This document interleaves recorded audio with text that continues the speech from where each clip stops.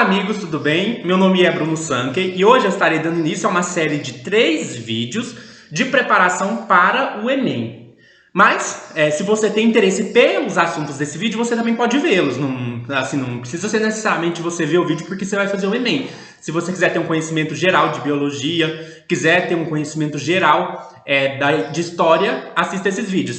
Serão 3 vídeos. O primeiro sobre biologia, o segundo sobre história do mundo e o terceiro sobre história do Brasil. Se você vai fazer o Enem também, ou se você tem interesse em outros assuntos, eu peço também para você assistir a série de vídeos que eu estou fazendo, que chama Apresentando Pensadores, que eu posto vídeo aos sábados. Por que eu aconselho ver essa série de vídeos? Porque lá eu trago autores da psicologia, da sociologia, da filosofia e que trataram vários temas. Então é bem possível que, na redação do Enem, independente do tema que for, você consiga correlacionar com alguma coisa que esses autores já trataram. Então você vai conseguir ter uma base teórica para conseguir fazer a redação do Enem. Além disso, você vai conseguir ter um conhecimento teórico bom de ciências humanas, para conseguir fazer as questões de filosofia, de sociologia.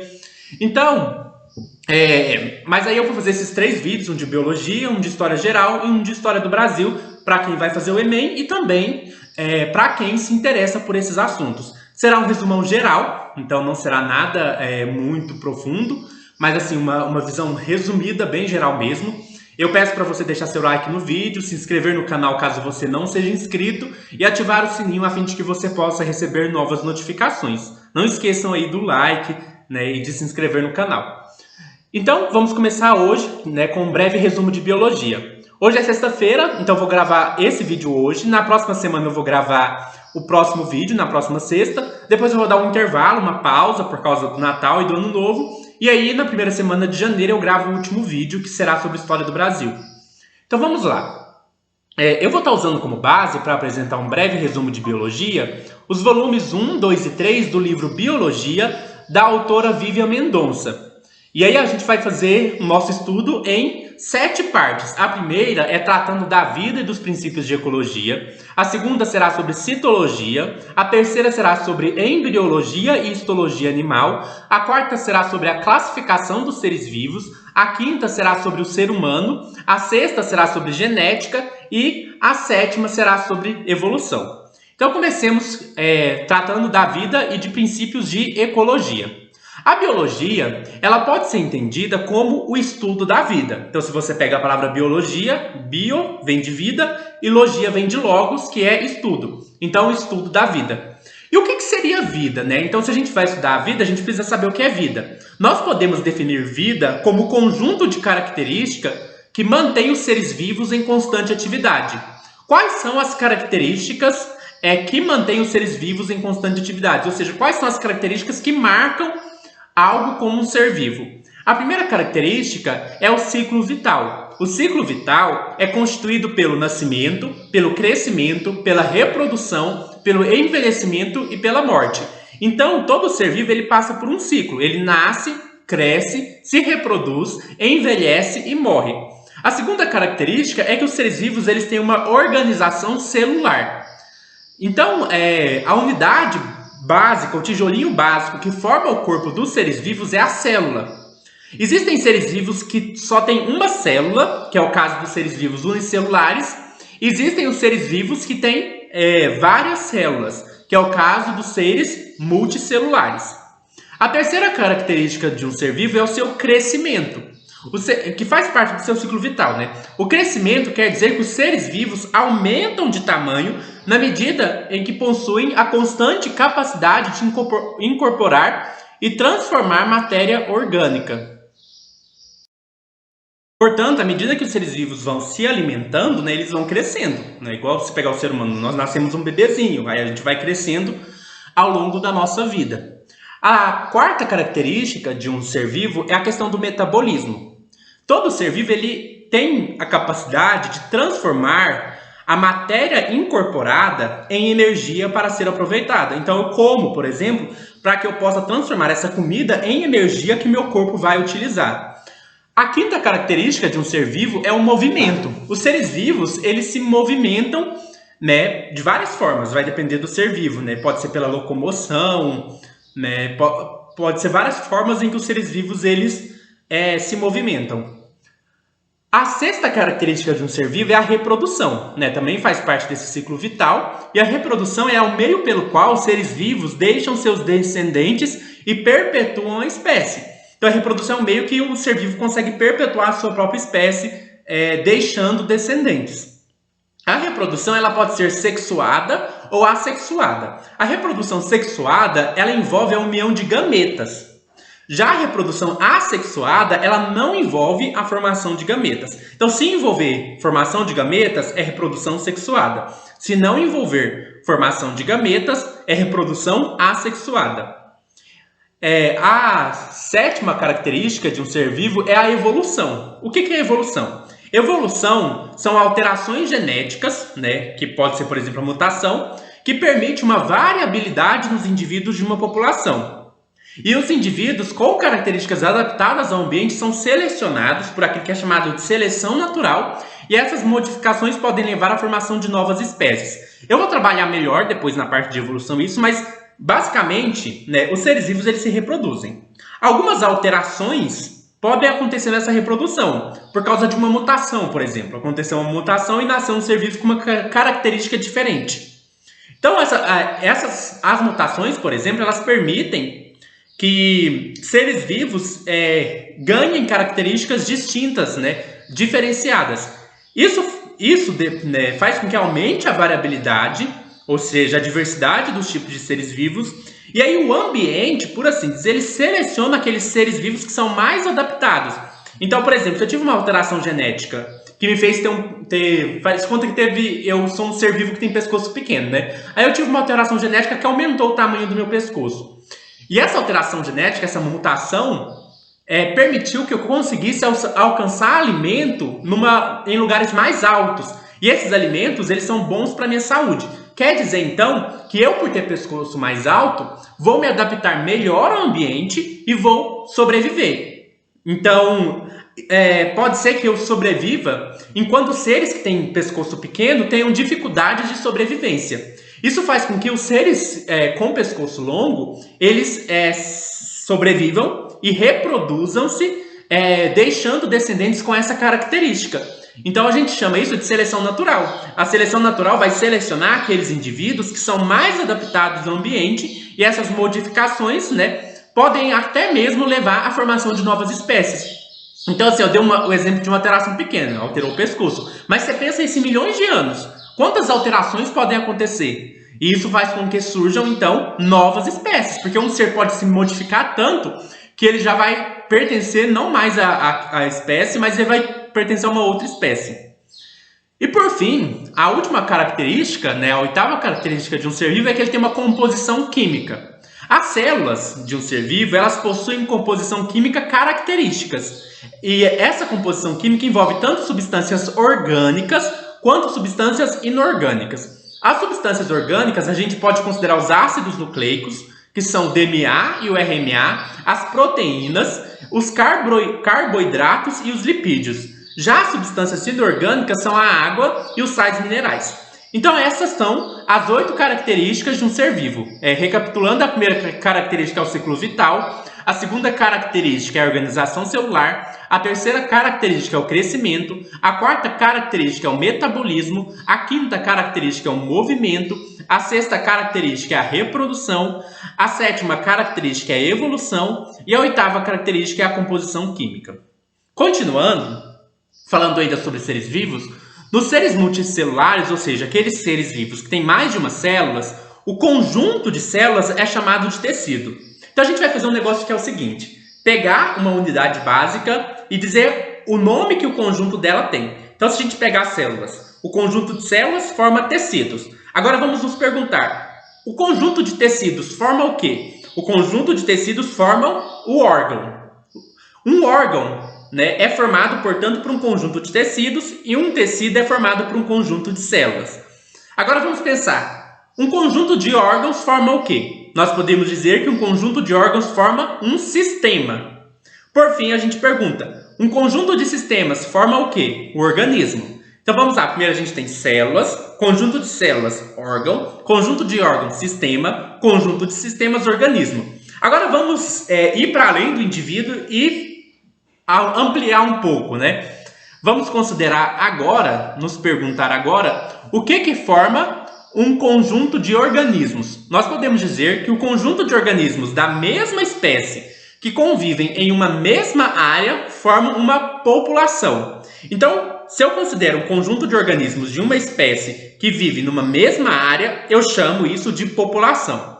Agora nos perguntemos, o que forma um conjunto de populações? Um conjunto de populações é que habitam uma mesma área, formam uma comunidade. Então você vai ter populações de várias espécies numa área. Vamos supor, você pode ter macacos, leões, onças, e vários animais, girafas, sei lá. Você tem várias populações ali naquela região. E aí a gente pode considerar que o conjunto dessas populações forma a comunidade daquela área. E aí a comunidade, ela existe junto com outras coisas que vão para além dessas populações. Então, por exemplo, eu tenho cachorro, gato.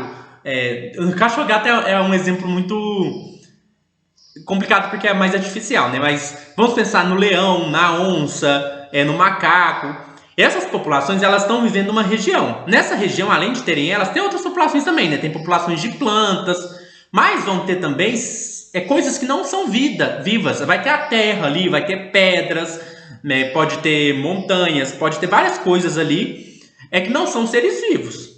E aí a gente vai dizer que o conjunto dos seres vivos, junto com as coisas não vivas daquele lugar, formam um ecossistema. O que é um ecossistema? O ecossistema é um conjunto formado pela comunidade viva e pelos fatores não vivos de uma área. Os fatores vivos a gente chama de fatores bióticos. Os fatores não vivos, ou seja, os seres não vivos, a gente chama de fatores abióticos. Portanto, o ecossistema é o conjunto formado pela comunidade, que são os fatores bióticos, e pelos fatores abióticos, que são seres não vivos. Isso constitui, portanto, o ecossistema. E aí, a gente também pode ampliar agora, mais uma vez, e perguntar o que forma um conjunto de ecossistemas, né? Porque eu considerei sempre uma região. Agora, se a gente pegar o mundo inteiro, né? Pegar todos os ecossistemas que existem, a gente pode dizer que o conjunto de todos os ecossistemas do planeta, eles formam a biosfera terrestre. Então a biosfera terrestre, né, essa área do planeta onde é possível haver vida, é o conjunto de todos os ecossistemas, incluindo tanto os seres vivos quanto os fatores abióticos, ou seja, os fatores não vivos.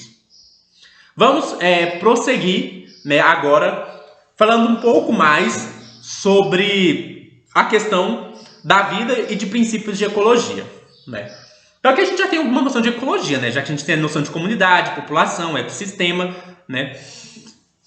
Vamos continuar. A transferência de matéria e energia no ecossistema se dá através da cadeia alimentar. Então a gente sabe que no ecossistema, animais, seres vivos, não só animais, mas seres vivos se alimentam uns dos outros, né? Então a gente pode imaginar a vaca como capim, então capim, ou a planta, ou alguma coisa assim, é um ser vivo que é alimentado por outro ser vivo. Aí pode ser que uma cobra, sei lá, algum outro animal come lá a vaca.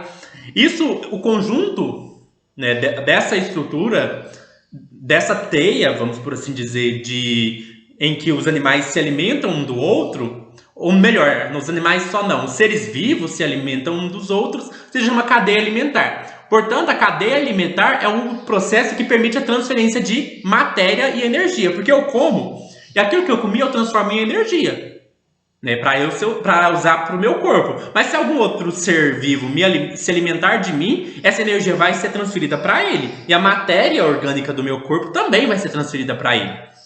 Então, a gente tem uma cadeia alimentar. Mas pense o seguinte, para ter uma cadeia alimentar tem que ter primeiro alguém que produz inicialmente essa energia, né? Para essa energia ser transferida, precisa ter alguém que consegue produzir sua própria energia.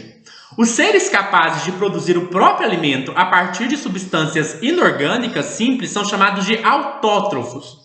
Então, os seres autótrofos são seres que eles mesmos conseguem produzir a partir da matéria inorgânica o seu próprio alimento. Podemos imaginar uma planta, né? Uma planta que consiga produzir seu próprio alimento. Ela não come outra coisa, né? Ela mesma, da matéria inorgânica da terra, e com a luz do sol, ela consegue produzir o seu próprio alimento. Agora vai haver seres que não produzem os seus próprios alimentos, que eles se alimentam de outros seres vivos. Esses seres que são incapazes de produzir o próprio alimento são chamados de heterótrofos.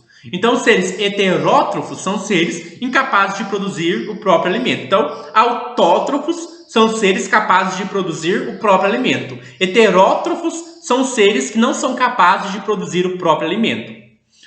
E aí vamos imaginar naquela questão de pensar o conjunto, né? Se eu fazer um conjunto de cadeias alimentares, eu posso imaginar várias cadeias alimentares, né? Posso imaginar a vaca comeu o capim, aí veio a cobra, comeu a vaca, aí eu penso outra cadeia alimentar, que também pode intercruzar com essa.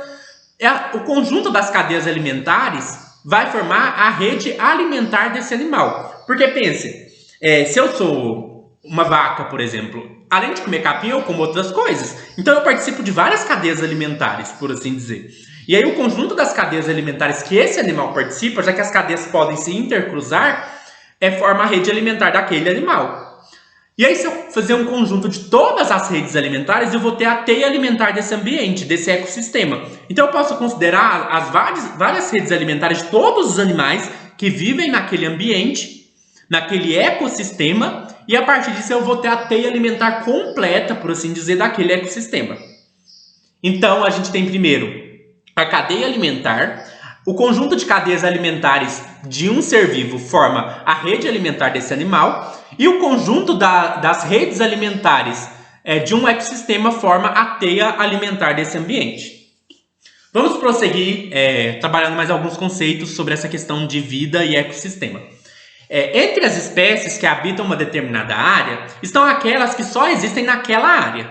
Então vão ter determinados seres vivos que você vai encontrar só numa determinada região do planeta. Existem seres vivos que você encontra em vários ecossistemas, em vários locais do planeta, mas vão existir espécies muito específicas que vão habitar uma única região. Eu não estou conseguindo pensar no exemplo agora, não sei se o pinguim, vivendo no Polo Sul pode ser um exemplo, mas a gente pode imaginar alguma espécie que tenha uma vida específica em alguma área. Essas espécies que habitam uma determinada área, de maneira específica, a gente chama de espécies endêmicas. Espécies endêmicas são as espécies que só existem em uma determinada área. Por outro lado, as espécies cuja distribuição geográfica é ampla e sua capacidade de sobrevivência em diferentes ambientes é elevada são chamadas de espécies cosmopolitas. Por quê? Por que vai existir algumas espécies só em determinadas áreas? Porque aquela espécie ela é adaptada para viver naquela área. Se você tirar ela dali e colocar ela numa outra região, ela não vai conseguir sobreviver. Porque é uma espécie que tem características adaptadas a uma área específica. Então, essas espécies conseguem sobreviver somente naquela área. Que conseguem sobreviver somente em uma determinada área são as espécies endêmicas. Por outro lado, vão existir espécies que vão conseguir se adaptar a várias regiões geográficas. Então você vai encontrar ela em várias regiões. E essas espécies que conseguem viver e sobreviver em diferentes regiões, tendo, portanto, uma alta capacidade de sobrevivência, são chamadas de espécies cosmopolitas. Aqui a gente finaliza a primeira parte. E agora a gente pode ir para a segunda parte, que é a parte sobre citologia. Citologia é o estudo das células. Então a gente vai pensar na questão das células. De acordo com a organização estrutural, as células elas são divididas em células procariontes e em células eucariontes. Vou explicar. Células procariontes são aquelas que não possuem um núcleo celular. Já a célula eucarionte são as células que possuem um núcleo celular. Portanto, se tem núcleo, é célula eucarionte. Se não tem núcleo, é célula procarionte. Uma célula eucariótica ou eucarionte, ela é constituída por algumas estruturas. Então, assim, a gente não vai concentrar tanto na célula procarionte. Vou me concentrar mais na célula eucarionte. Porque aí a gente vai poder trabalhar um pouco melhor as estruturas de uma célula eucarionte, ou seja, uma célula que possui núcleo. Lembrando, se possui núcleo, eucarionte. Não possui núcleo, procarionte. A eucarionte a gente também pode falar eucariótica, Então, assim, são só diferenças de palavras. A célula eucariótica ou eucarionte é constituída por 3 partes básicas. 3 partes. Ela tem um envoltório, ou seja, ela vai ter uma parte que envolve ela. Essa parte que envolve a célula chama membrana plasmática.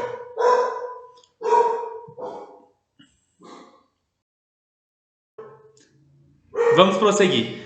Meu cachorro tá latindo um pouco, mas a gente consegue. Primeiro a gente vai ter a membrana plasmática, que é um envoltório, né, que vai envolver essa célula. A gente vai ter o citoplasma, que vai ser, por assim dizer, é como se fosse o campo da célula, onde vai ter várias estruturas, né? Depois eu vou trabalhar isso melhor. E depois vai ter o núcleo. Então você tem o núcleo, o citoplasma envolvendo o núcleo, e depois fechando a célula, né? Não exatamente fechando, mas envolvendo a célula, a gente vai ter uma membrana. O núcleo é onde estão os cromossomos. Os cromossomos são estruturas formadas basicamente por DNA. Então o DNA está no núcleo, os cromossomos estão no núcleo. Todas as células eucarióticas apresentam algumas estruturas comuns imersas em seu citoplasma. Então no citoplasma de uma célula você vai ter algumas estruturas que vão estar de alguma forma imersas nesse citoplasma. Essas estruturas, né, são 7 estruturas que eu vou citar que estão no citoplasma. Eu vou citar essas 7 estruturas e vou dizer para que elas servem, o que elas fazem na célula. Então vamos lá trabalhar as estruturas que estão imersas no citoplasma de uma célula eucarionte.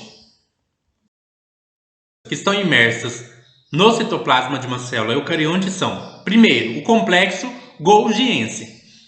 Não sei se é exatamente assim que pronuncia, né? Mas o complexo golgiense, ele está ali no citoplasma e ele tem como funções o acúmulo e eliminação de secreções proteicas e síntese de carboidratos.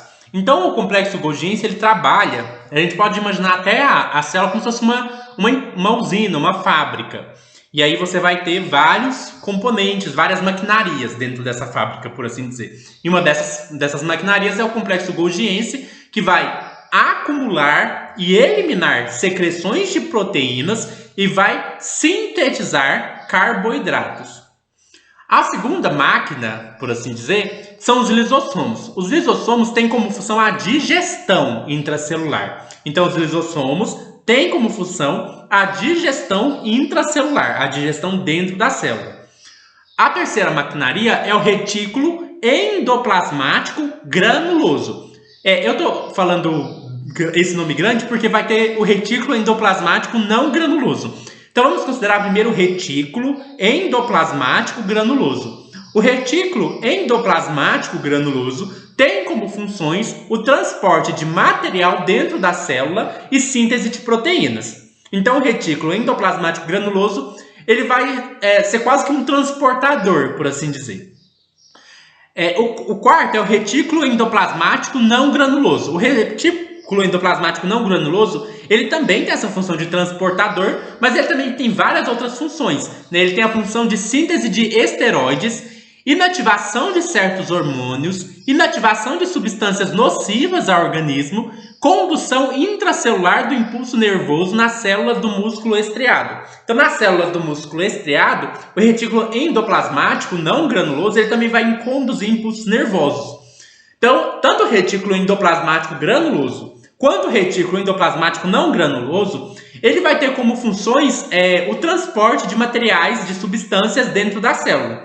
Mas, para além disso, né, o retículo endoplasmático granuloso tem como função síntese de proteínas, enquanto o retículo endoplasmático não granuloso tem uma série de outras funções, como a síntese de esteroides, inativação de certos hormônios, inativação de substâncias nocivas ao organismo, condução intracelular do impulso nervoso nas células do músculo estriado. Agora a gente pode falar da quinta estrutura, que são os centríolos. Os centríolos têm como função participação da divisão celular, na formação de cílios e flagelos. Então, os centríolos eles vão participar da divisão celular e eles também vão ter uma certa função em formar os cílios e os flagelos. A sexta estrutura, ou a sexta maquinaria, são os ribossomos. Os ribossomos têm como função a síntese de proteínas, ou a síntese proteica. E a sétima estrutura é a mitocôndria, né, que é famosa porque tem toda a história da mitocôndria, ser quase que uma outra célula dentro da célula, que tem como função a respiração. Então, são 7 estruturas, né? Eu vou só repetir o nome das 7, e se você quiser, volta um pouco o vídeo e anota as funções de cada uma né, que eu já falei, mas eu vou citar só os nomes das 7 estruturas. Complexo golgiense, lisossomos, retículo endoplasmático granuloso, retículo endoplasmático não granuloso, centríolos, ribossomos e mitocôndrias. As células, elas são capazes de incorporar materiais por mecanismos especiais. O que uma célula consegue fazer? Por assim dizer, a célula consegue levar para dentro dela algumas substâncias, como ela consegue também tirar dela, por assim dizer, algumas substâncias, eliminar. Então, é como a gente come e elimina essa comida, né? A gente não elimina a comida inteira, a gente elimina aquilo que é os resíduos, que não tem mais necessidade, que não é, por assim dizer, transformado em energia. O que uma célula vai fazer? Ela vai incorporar materiais e vai eliminar resíduos. Essa incorporação de substâncias a gente chama de endocitose. Endo, né, vai para dentro. Endocitose. É como se a célula comesse, por assim dizer. Essa eliminação, né, a gente vai falar o contrário, né, para fora. Exo, ex, né, ex é para fora. Exocitose. Então, endocitose para dentro da célula, exocitose para fora da célula. A endocitose, ela pode ser de 2 tipos. Existe a fagocitose e a pinocitose. Vou explicar. Fagocitose é a endocitose por meio da qual a célula ingere partículas grandes, como partes de células e micro-organismos. Então, tem partículas que são grandes para o tamanho da célula, né? Não quer dizer que elas são gigantes do tamanho que a gente... Sempre que a gente fala que alguma coisa é grande, é em comparação com uma outra coisa. Então, elas são partículas por assim, grandes para a alimentação da célula. Quando a célula ingere partículas grandes, que pode ser uma parte de uma outra célula, que pode ser algum micro-organismo, isso chama fagocitose. Agora, quando a célula ingere pequenas moléculas que estão dissolvidas na água, a gente chama isso de pinocitose. Então, a fagocitose é a ingestão de partículas grandes, como partes de células e micro-organismos, e a pinocitose é a ingestão de moléculas menores dissolvidas em água. Prosseguindo, agora, tratar um pouco sobre essa fagocitose, né? Essa ingestão de partículas maiores.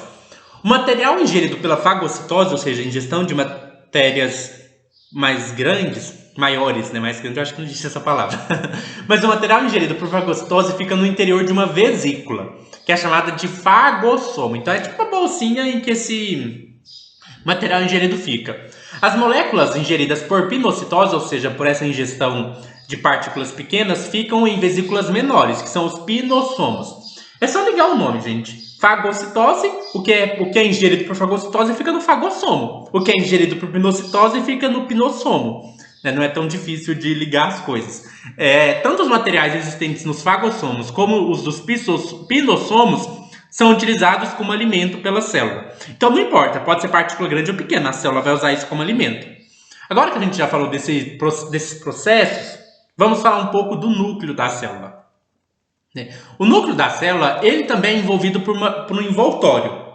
Assim como a célula inteira é envolvida por um envoltório maior, que é a membrana plasmática, o núcleo da célula ele é envolvido por uma membrana celular que é chamada de carioteca. Então a carioteca ela envolve o núcleo.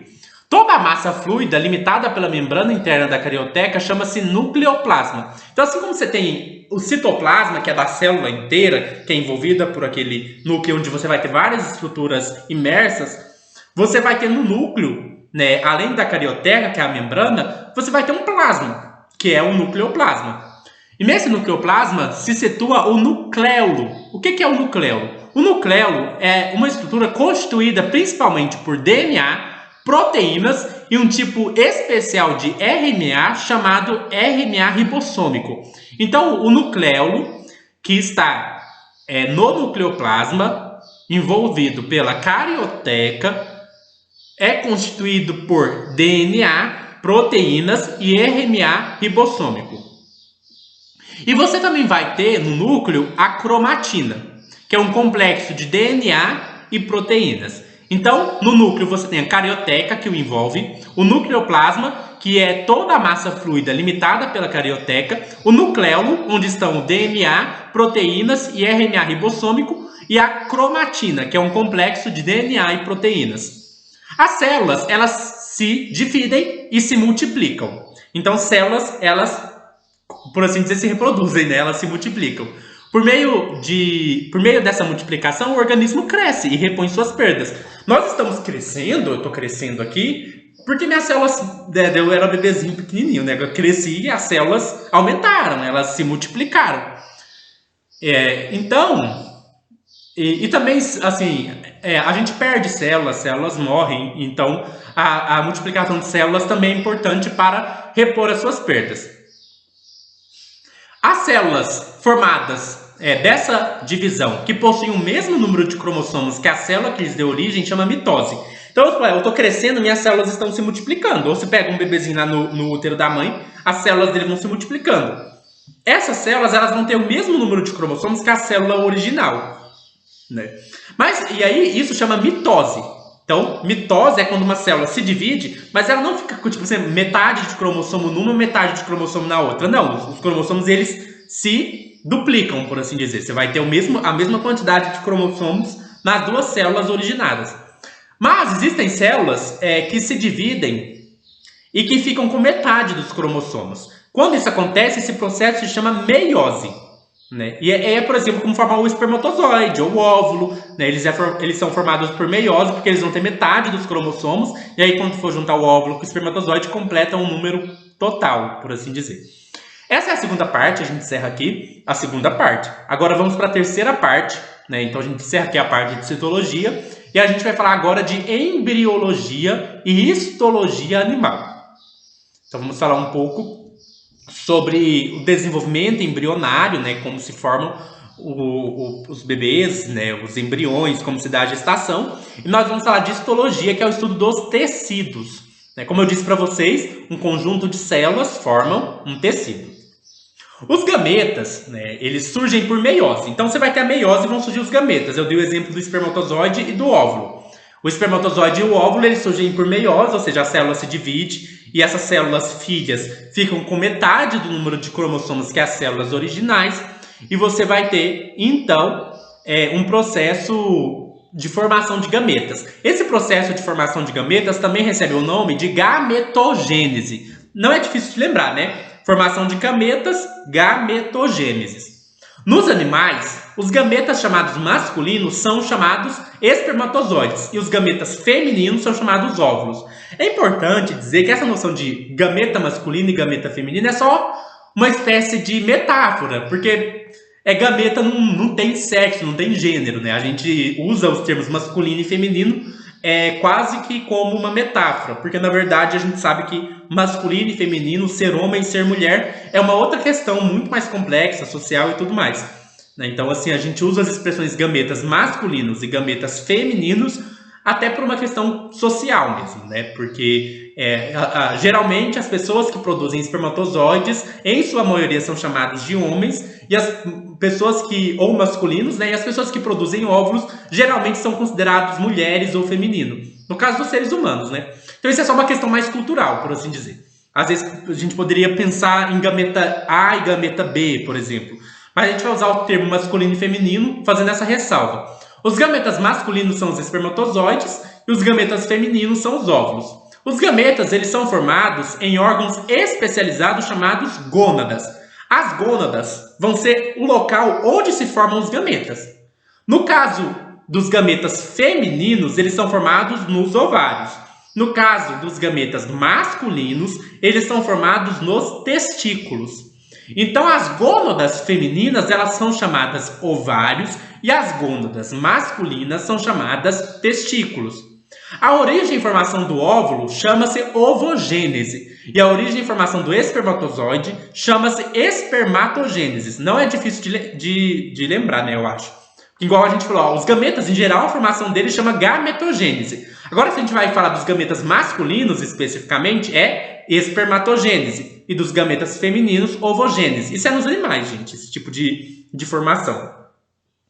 É importante lembrar que existem diversas estratégias reprodutivas entre os animais e que os detalhes da ovogênese e da espermatogênese eles variam de acordo com a espécie.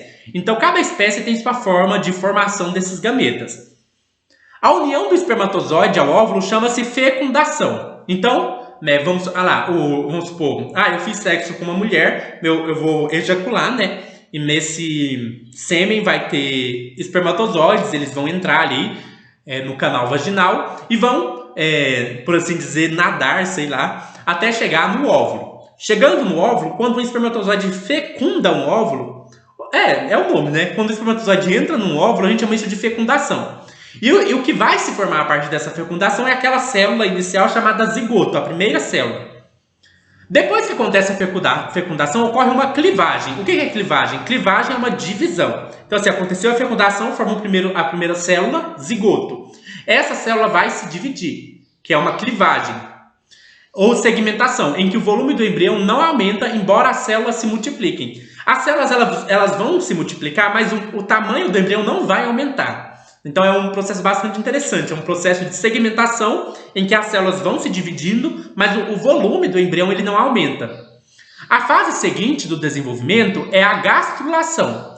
Nessa fase, o aumento do número de células é acompanhado pelo aumento do número do volume total. Então, depois que tem a clivagem, as células vão continuar se multiplicando, só que agora elas vão aumentar o tamanho do embrião.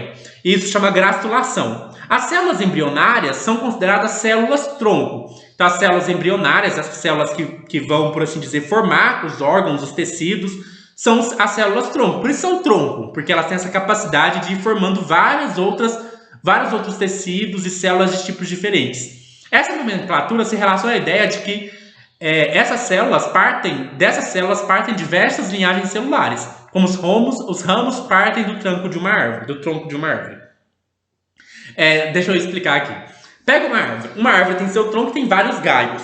A mesma coisa com a célula-tronco. A célula-tronco está aqui, ela vai dar origem a células de diferentes tipos. Células como os neurônios que estão no cérebro, células musculares, células de diferentes tipos vão ser formadas a partir dessas células-tronco. Então, para lembrar, primeiro você tem a fecundação, depois você tem a clivagem, em que as células se multiplicam sem o volume do embrião aumentar, e depois você tem a gastrulação, em que as células se multiplicam com o aumento do volume desse embrião. Vamos prosseguir falando um pouco sobre esse processo agora de gestação. Como se dá essa gestação? O desenvolvimento embrionário, a gente vai se focar aqui para falar disso no ser humano. Então vamos pensar o desenvolvimento embrionário de nós, seres humanos. O nosso desenvolvimento embrionário tem início cerca de 30 horas após a fecundação. Então dá o quê? Quase um dia e meio, né? Primeiro você tem a fecundação e aí forma o zigoto. E aí a primeira divisão do zigoto vai se dar passando ali umas 30 horas depois da fecundação. Seguem-se divisões sucessivas até a formação de uma estrutura chamada blastocito. Então o que vai acontecer? Primeiro a célula fecunda, forma o zigoto, e depois de 30 horas dessa fecundação, esse zigoto se divide, e aí vai acontecer várias divisões e vai formar várias células que vão formar uma estrutura que é chamada de blastocito. Por volta do 6º dia após a fecundação, então depois que passa 6 dias da fecundação, o embrião encontra-se envolta pelo amínio e ligado à mucosa uterina por um pequeno pêndulo que dá origem ao cordão umbilical. Então assim, vai passar 6 dias depois da fecundação e você vai ter na verdade, eu falei 6 dias é porque eu troquei aqui, né? Deixa eu voltar aqui no que eu disse. Por volta do 6º dia após a fecundação, vai ocorrer a implantação do blastocito na parede do útero. Então vamos devagar. Primeiro você tem a formação do blastocito, que é esse conjunto de células que surgem após sucessivas divisões do zigoto. Essa estrutura vai se ligar à parede do útero.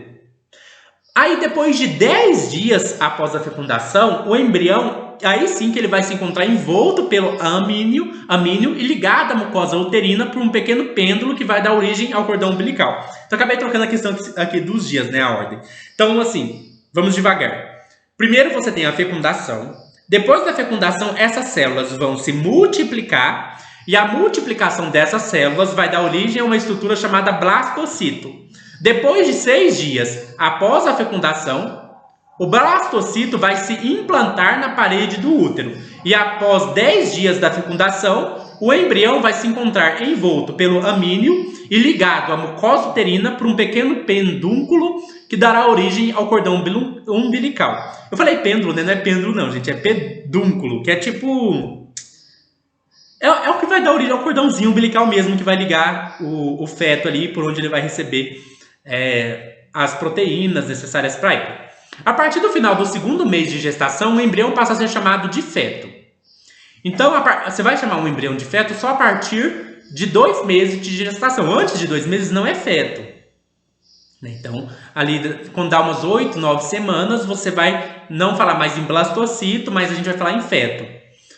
Quando a gente tem, então, cerca de 9 semanas, o embrião já apresenta sistema nervoso, coração, braços e pernas. Saber disso é importante, gente, até para aquelas discussões sobre aborto, né? Até quando pode, até quando não pode. Então é importante você já saber que deu 2 meses de gestação, o feto, né, o embrião já é um feto. Quer dizer que ele tem sistema nervoso, coração, braços e pernas. Eu não vou dizer se nesse período pode ou não ter aborto, porque isso é uma outra questão, uma questão de ética, né? Então não vou entrar nesse assunto. Mas é importante a gente ter em mente como está o feto, como está o embrião em cada fase do desenvolvimento embrionário, até para a gente perguntar, né, até que ponto pode ou não pode, até que ponto é ético ou não é ético um aborto nessa época. É bom saber disso. Após 40 semanas, então, depois de 40 semanas, desde o primeiro dia da última menstruação, ocorre o nascimento do bebê. A gente sabe que é 9 meses, né? O bebê pode nascer prematuro ou não. Então, vai ter o nascimento dele. Então, esse é o desenvolvimento embrionário do ser humano. Eu vou recapitular brevemente esse desenvolvimento para a gente não perder o que a gente falou. Primeiro, fecundação. Depois, células se dividem, formam o blastocito. Passa 6 dias, o blastocito se implanta na parede do útero. Passa 10 dias da fecundação, o embrião passa a estar envolto por amínio e ligado à mucosa uterina por um pequeno pedúnculo que dará origem ao cordão umbilical. Depois do fim do segundo mês da gestação, ali por 9 semanas, o embrião passa a ser chamado feto. Com cerca de 9 semanas, o embrião já tem sistema nervoso, coração, braços e pernas. E após 40 semanas, depois do primeiro dia da última menstruação da mulher, ocorre o nascimento do bebê. Da mulher, ou se for uma mulher trans, um homem trans também pode ser, né? Como já considerado, um conjunto de células formam os tecidos. Então, já falei que um conjunto de células formam os tecidos. Agora eu vou falar de embriologia não, falei de embriologia agora. Vou falar de histologia, que é o estudo dos tecidos. Porque o ramo da biologia que estuda os tecidos é a histologia. Eu vou simplesmente falar 6 tipos de tecidos, né? Até porque, como eu disse, esse é um resumo bastante geral. Então, a gente vai ter que ir de maneira bastante geral mesmo. Então, de histologia, eu só vou citar quais são os 6 tipos de tecidos que existem. O primeiro tipo de tecido é o tecido epitelial. São 4 que eu vou citar. O tecido epitelial é formado por células justapostas com pouca ou praticamente nenhuma substância intercelular. É o que forma a pele, por exemplo. Tem o tecido conjuntivo, que tem origem mesodérmica e é rico em substância intercelular. Tem o tecido nervoso, né, que forma os órgãos que em conjunto constituem o sistema nervoso. A gente pode pensar aqui no cérebro, na coluna espinhal. E a gente vai ter o tecido muscular, que formam os músculos, por meio de contrações e distensões, possibilita a locomoção do corpo e outros movimentos. Então são esses os 4 tipos de tecidos que se estuda na histologia. Vou recapitular basicamente rapidinho os 4 tipos de tecidos para a gente não se perder, né? O primeiro é o tecido epitelial, que a gente pode pensar, por exemplo, na pele. O tecido conjuntivo. O tecido conjuntivo ele tem vários espaços, né? A gente pode pensar, por exemplo, nos ossos, que tem tecido conjuntivo. O tecido nervoso, né, no cérebro, na medula espinhal. E o tecido muscular nos músculos. Agora que a gente já falou de embriologia e histologia, vamos para a quarta parte, que a gente vai falar de classificação dos seres vivos. Então a gente vai falar um pouco de taxonomia. A área da biologia que busca classificar os seres vivos de acordo com seu parentesco evolutivo é chamado de sistemática. O que é a biologia sistemática? Biologia sistemática é a área da biologia que busca classificar os seres vivos. Então a área da biologia que trabalha com essa classificação dos seres vivos é chamada de sistemática, biologia sistemática. A unidade de classificação biológica é a espécie, que é o conjunto de organismos semelhantes entre si que compartilham diversas características exclusivas dele como resultado do processo evolutivo. Então isso que é uma espécie. Uma espécie é um conjunto de organismos que são similares e que compartilham algumas características exclusivas, e essas características são resultados de um processo evolucionário. Daqui a pouco a gente fala um pouco mais sobre evolução na parte sobre ela, porque ainda a gente não chegou nessa parte. Vamos falar um pouco sobre biologia sistemática, então. Essas características que formam os seres vivos, as espécies, elas são resultados da evolução das espécies, né? E elas podem ser anatômicas, fisiológicas, comportamentais, moleculares. Então são características de vários tipos. Pode ser de tipo de corpo, de comportamento que aquela espécie tem. Eu vou fazer uma coisa semelhante ao que a gente fez quando a gente vai falar de células, de ecologia, né? Que foi aquela questão de começar assim, primeiro a gente tem a célula, depois a gente tem o tecido, depois a gente tem o órgão. Eu vou considerar as classificações da biologia sistemática assim. Primeiro a gente tem o organismo vivo, e aí um conjunto de organismos com características semelhantes entre si. A gente tem a espécie, e aí a gente vai continuar. Um conjunto de espécies a gente chama de gênero. Um conjunto de gêneros a gente chama de família. Um conjunto de família a gente chama de ordem. Um conjunto de ordens a gente chama de classe. Um conjunto de classes a gente chama de filos. No caso das plantas não é filos, a gente fala de divisões. E um conjunto de filos a gente chama de reinos. É isso, gente. Então, vamos colocar assim. Primeiro a gente tem uma espécie. Um conjunto de espécie forma um gênero. Um conjunto de gêneros forma a família. Um conjunto de famílias forma a ordem. Um conjunto de ordem forma as classes. E um conjunto de classes formam os filos, ou divisões, como é chamado na botânica. E um conjunto de filos formam os reinos.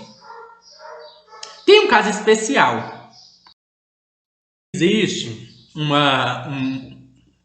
não sei se é um ser vivo, se não é, e essa que é justamente a polêmica. Existe um ser à parte, né, nessa classificação, que talvez não seja nem ser vivo, nem ser não vivo, que é os vírus, né? A gente está vivendo uma época de pandemia de coronavírus, né? Às vezes você está assistindo este vídeo e já passou isso, espero que tenha passado, que a gente tenha já encontrado uma vacina, mas outras pandemias virão, gente, infelizmente. Mas existe um caso à parte que são os vírus, que eles não são classificados em nenhum reino dos seres vivos. Aí fica por conta própria de vocês. Se vocês acham que vírus é ser vivo ou não isso eu não vou dizer. Mas eu vou considerar só os reinos, né, de seres vivos que a gente sabe que é ser vivo, tirando o vírus. E aí, os reinos, né, que eu falei que é um conjunto de filos, eles são... Deixa eu lembrar, são cinco reinos.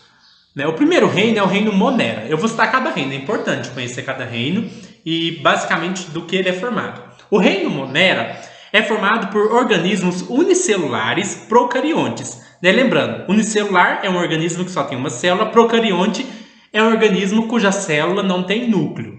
Os organismos do reino Monera são as árqueas e as eubactérias, que inclui tanto as bactérias quanto as cianobactérias. Eu não vou aprofundar sobre o que é cada bactéria, porque, como eu disse, esse é um vídeo bastante geral. O que é importante você saber é que o reino Monera é o reino das bactérias, das bactérias, das árqueas e das cianobactérias.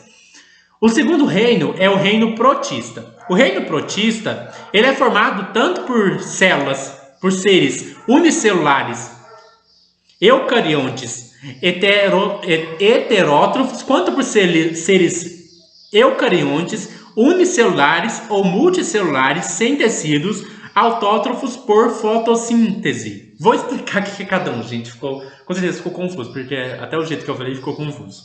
Mas vou devagar. O reino protista é formado por células, por seres eucariontes, unicelulares, heterótrofos. Vamos lá, devagar. O que é um ser eucarionte?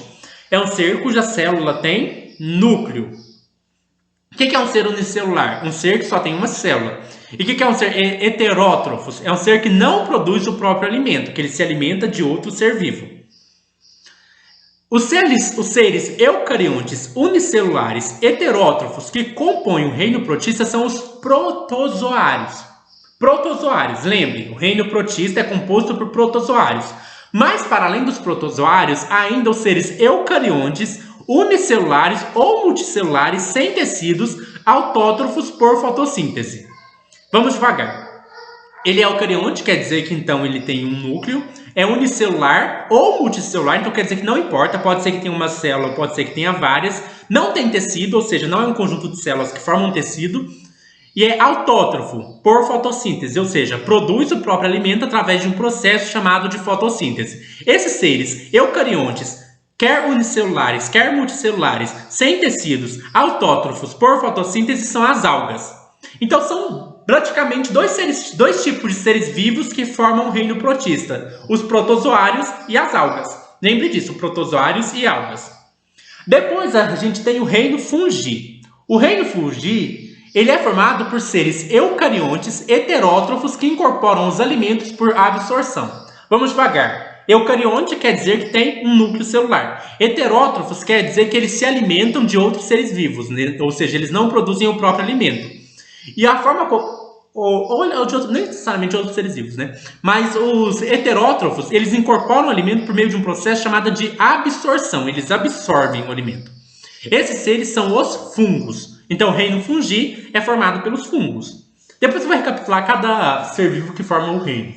Agora vamos para um reino que é um pouco mais profundo, né? Na verdade, os dois próximos reinos são os mais complexos, que é o reino Plantae, que é o quarto reino, e o reino Animalia, que é o quinto reino. Esses reinos são um pouco mais complexos, porque eles envolvem uma variedade muito grande de seres vivos.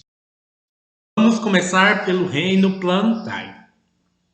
O reino Plantae é formado por organismos eucariontes, multicelulares e com nutrição autotrófica. O que isso quer dizer? Eucariontes, eles possuem um núcleo celular, multicelulares, eles possuem mais de uma célula e a nutrição deles é autotrófica, ou seja, eles produzem o próprio alimento. E aí existem vários tipos de organismos desse reino. O primeiro são as criptógamas. Então a gente vai fazer, na verdade, a gente vai dividir o reino Plantae em dois grandes grupos. Depois a gente vai subdividir esses grupos ainda. Mas vamos lá, o reino Plantae ele pode ser dividido nas plantas criptógamas e nas plantas fanerógamas. Vamos devagar. As plantas criptógamas são aquelas cujas estruturas destinadas à reprodução sexuada não são facilmente visíveis. Quer dizer que se você olhar para essa planta, você não consegue ver a estrutura dela ligada à reprodução. Então, as plantas criptógamas, elas têm uma estrutura destinada à reprodução que fica, por assim dizer, escondida. Já as plantas fanerógamas são aquelas que têm estruturas de reprodução sexuada facilmente visíveis. Então, você olha para elas, você consegue ver essa estrutura de reprodução. São essas, a gente vai para a subdivisão. As plantas chamadas de criptógamas, ou seja, aquelas cujas estruturas destinadas à reprodução ficam escondidas, se dividem em briófitas e pteridófitas. As plantas briófitas são plantas avasculares, ou seja, sem sistema vascular. Que plantas são essas? Os musgos e as hepáticas. Já as plantas criptógamas, que são pteridófitas, são plantas vasculares com corpo constituído por raízes, caule e folhas, que são as samambaias e as avencas. Ou seja, as criptógamas, que são plantas cujas estruturas destinadas à reprodução sexuada não são facilmente vividas, se subdividem em briófitas, que são plantas vasculares, ou seja, plantas sem sistema vascular, que é o caso dos musgos e das hepáticas, e em pteridófitas, que são plantas vasculares, com o corpo constituído por raízes, caule e folhas, que é o caso das samambaias e das avencas. Já as plantas fanerógamas, que são aquelas que têm estrutura de reprodução sexuada facilmente visível, elas se dividem em gimnospermas e em angiospermas. Vamos para cada uma. As gimnospermas são plantas vasculares com um corpo organizado em raiz, caule, folhas e cuja estrutura reprodutiva é o estróbilo, com formação de semente, como é o caso dos pinheiros. Então essas plantas são plantas que formam aquelas estruturinhas, né? Por exemplo, pinheiro, que são essas estruturas que são formadas de sementes. Já as plantas angiospermas são plantas vasculares com o corpo organizado em raiz, caule, folhas e flor, com formação de sementes que ficam abrigadas no interior dos frutos. São várias, gente. Mangueira, jabuticabeira, bromélia, palmeira e muitas outras. A gente pensa aqui nas estruturas de reprodução visíveis dessas plantas, e aí existem, o que divide elas é assim, as gimnospermas, a semente delas fica lá fora, visível, igual você olha para o pinheiro, você vê a semente dele ali. Já as angiospermas, a semente delas, elas estão dentro do fruto, estão fechadinhas no fruto. Você pega uma manga, a semente da manga está lá dentro dela, protegida. Então, resumindo sobre o reino Plantae, o reino Plantae se divide em dois grupos, que são as criptógamas e as fanerógamas. As criptógamas são aquelas plantas cujas estruturas destinadas à reprodução sexuada não são facilmente visíveis. Já as fanerógamas são aquelas que têm estruturas de reprodução sexuada facilmente visíveis. As criptógamas se dividem em briófitas, que são os musgos e as hepáticas, e em pteridófitas, que são constituídas por raiz, caule e folha, que é o caso da samambaia e das avencas. Já as fanerógamas, que são plantas cuja estrutura de reprodução sexuada é facilmente visível, se dividem em gimnospermas, que têm a semente amostra, que é o caso dos pinheiros, e as angiospermas, cuja semente fica no interior dos frutos, que é o caso de várias plantas que a gente conhece. Agora a gente vai falar do reino que talvez seja o mais complexo de todos, né? Que é o reino Animalia. Então, vamos falar do reino Animalia, que é o mais complexo. O reino Animalia ele é formado por organismos multicelulares de nutrição heterótrofa que obtêm o seu alimento geralmente por ingestão. Então, basicamente, seres multicelulares, ou seja, os animais têm mais de uma célula, nutrição heterótrofa, ou seja, os animais eles obtêm alimento por ingestão, ou seja, eles não produzem o próprio alimento. Primeiro, a gente vai dividir o reino Animalia, vamos fazer igual a gente fez com o reino Plantae, né? Vamos dividir e depois subdividir. A primeira divisão, maior, é a divisão entre animais vertebrados e animais invertebrados. O próprio nome já diz, vertebrados são animais que têm vértebras, invertebrados são animais que não têm vértebras. Os animais vertebrados, portanto, eles têm vértebras, são os peixes, os anfíbios, os répteis, as aves e os mamíferos. Então, os animais que têm vértebras são peixes, anfíbios, répteis, aves e mamíferos. Já os animais invertebrados, que não têm vértebras, eles são vários.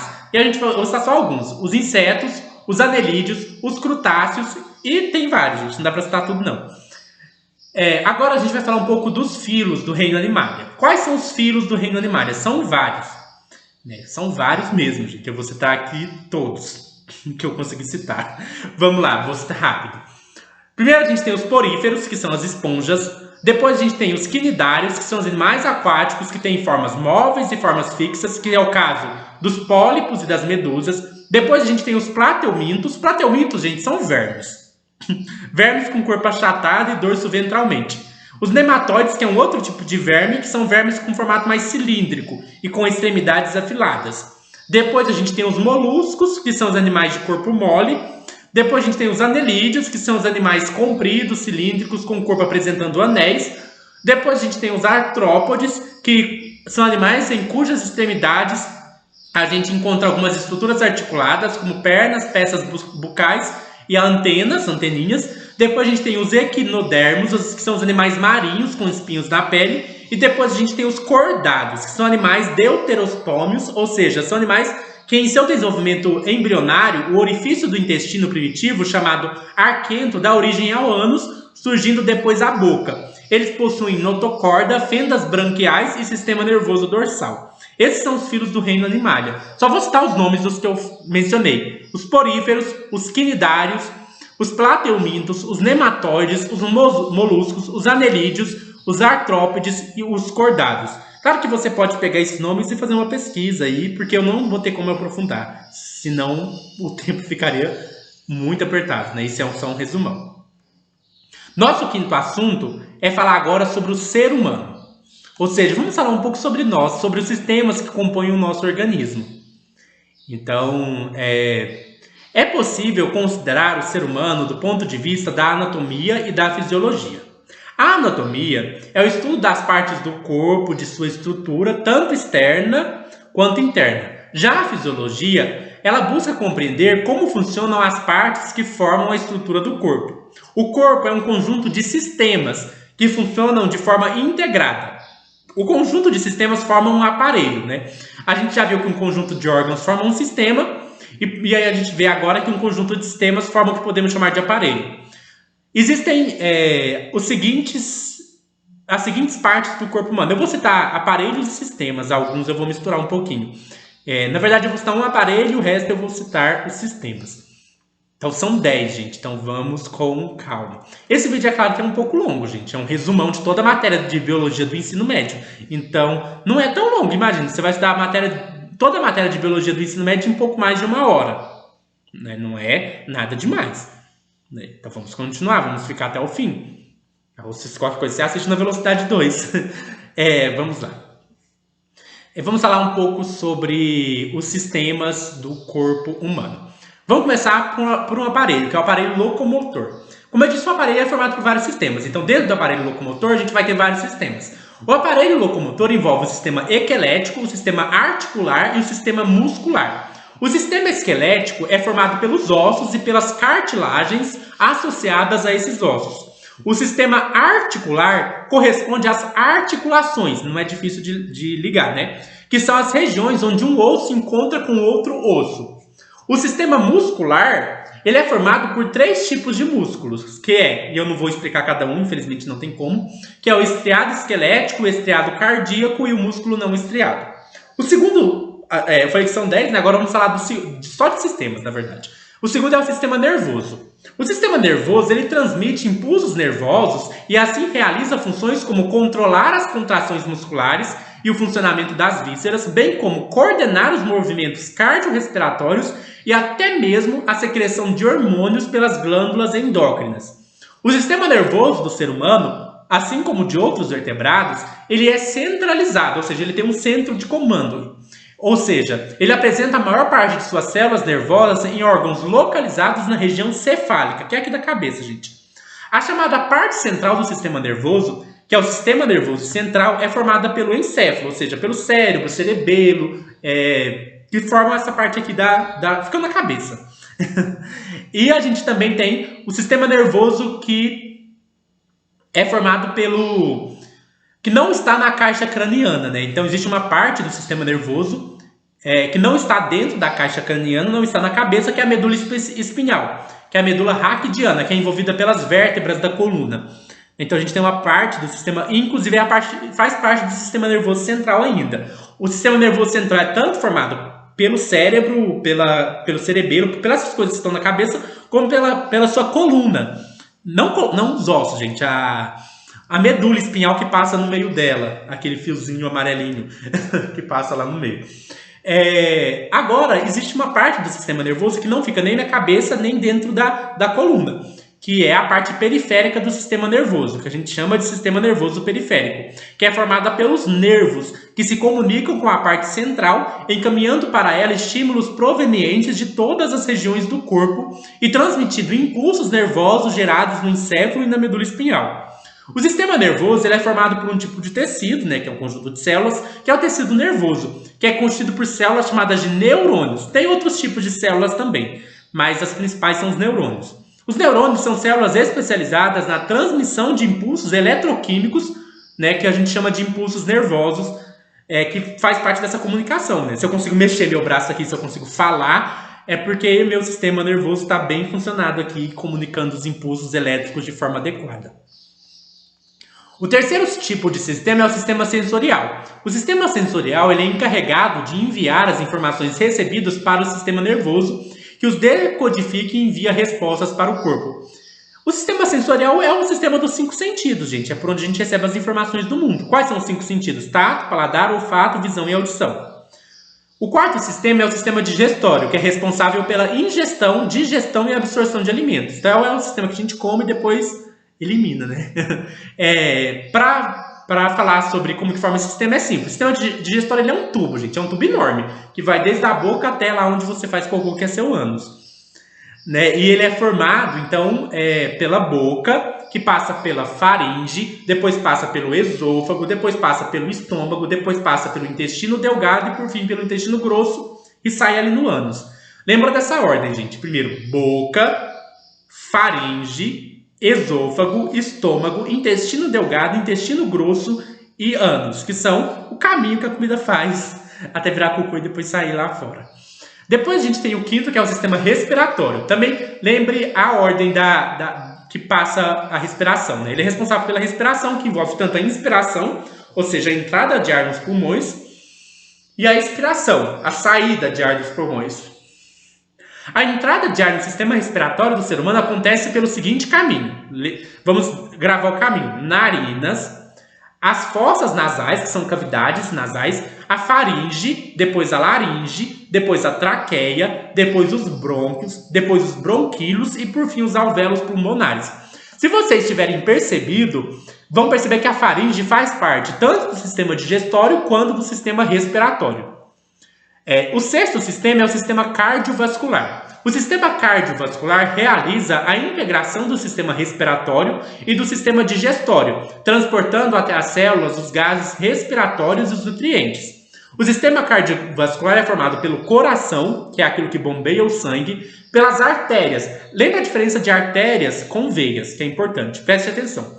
As artérias são vasos que levam o sangue no sentido que vai do coração para as diversas partes do corpo. Então, do coração para o corpo é artéria. Do corpo para o coração é veia.